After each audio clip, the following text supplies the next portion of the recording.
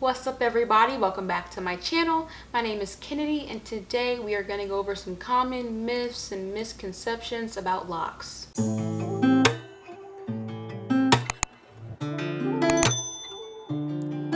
Alright, so just to jump right into it, I have 5 myths or misconceptions that I have gotten. I'm going on 5 years locked, so there have been plenty of run-ins with people where they've said some kind of sideways stuff and I was like, eh. So I'm just gonna go over a couple of those. So number 1 is that locks are dirty and they stink. Okay, so this is a loaded one. There are some people that I've been around with locks that they did not smell the best. Me personally, I make sure that I will not be in that number. I maintain my locks regularly. You know, I get those retwists regularly. I'm moisturizing using oils regularly in my locks. If you encounter someone whose locks might not be super pleasant to smell, that could be due to a lot of things. It could be product buildup, that could be sweat buildup, like from going to the gym. I know whenever I work out pretty frequently, so I definitely sweat a lot on my scalp, and that's something that I'm super conscious about to make sure that I'm cleansing my scalp, because I know that sweat builds up on that scalp as well as the product buildup. So those are some other things.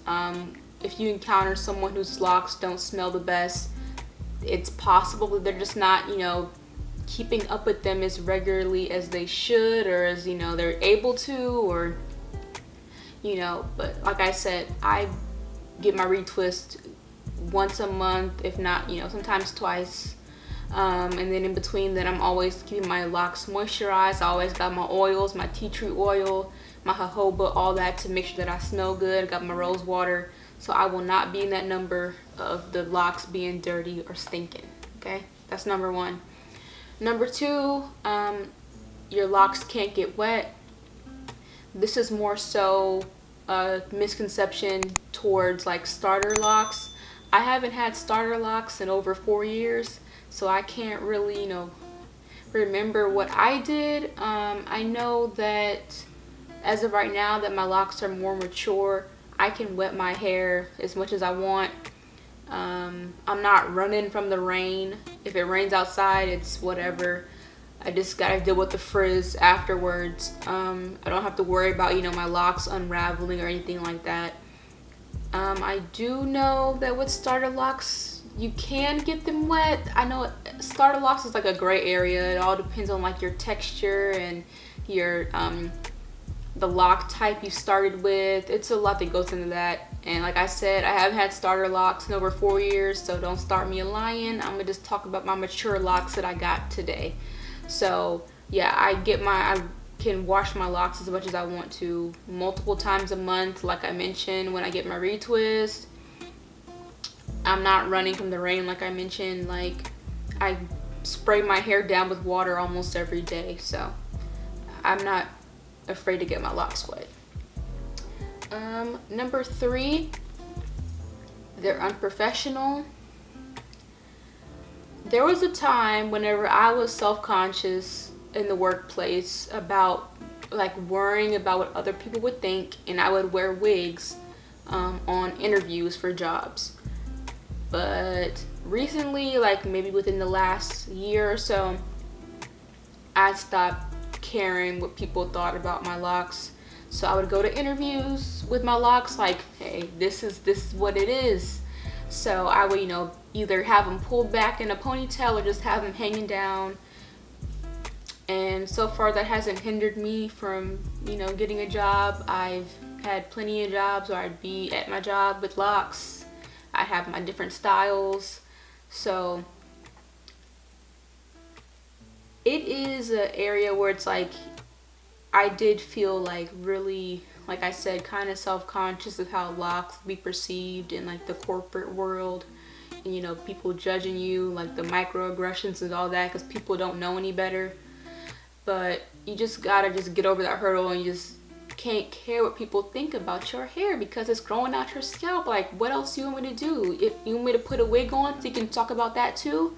So I just came to accept my locks, and if you can't accept it, then obviously I don't need to be working here, because they are professional. That's what I got, because I'm a professional. So yeah. Number 4 is that locks aren't feminine. Excuse me. I cannot tell you how many times in college I've had people approach me like, oh, you know, I don't see so many women with locks, and like, you're the first woman I've seen with locks that, you know, theirs look so nice and upkept. And, you know, usually I'm like, oh, you know, because people act like seeing a woman with locks is like this whole mind-blowing thing, because they're just so used to seeing guys with locks. Especially here, I live in Florida.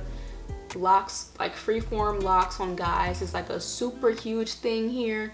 So seeing some nice upkept locks on a woman, I got plenty of people stopping me like, you know, I don't see women with locks like that too often. Yours is so nice and, you know, kept. I'm like, yeah,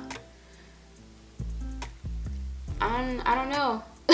Like, me personally, since starting my lock journey, this is like the most quote unquote feminine I felt. Like, I feel so, you know, intact with my femininity with these locks. So I don't really get the whole association with locks correlating with masculinity, but, you know, I don't adhere to that. You know, I rock my locks, and I think that it's super powerful and super feminine and beautiful. So either get right or get left. And my last myth, misconception, is that people assume that people with locks are like associated with the Rastafarian culture, or they started their locks for like a religious or spiritual reason, which is not true. Me being a prime example, because that's not why I started my locks. I started my locks because I was tired of my natural hair and doing twist outs and sew-ins, and I was just ready for a change. So that's why I started my locks. Obviously, this is no disrespect to the Rastafarian culture, any spiritual reasons or religious affiliations. It just wasn't the reason that I started my locks. I've had, you know, people assume that I'm a part of that culture, or that, you know, I partake in that, you know, the religious, you know, the aspects of Rastafarian culture. That's not true for me personally. For me, locks was just more of like a lifestyle change. It was just, you know, I was just tired of my natural hair.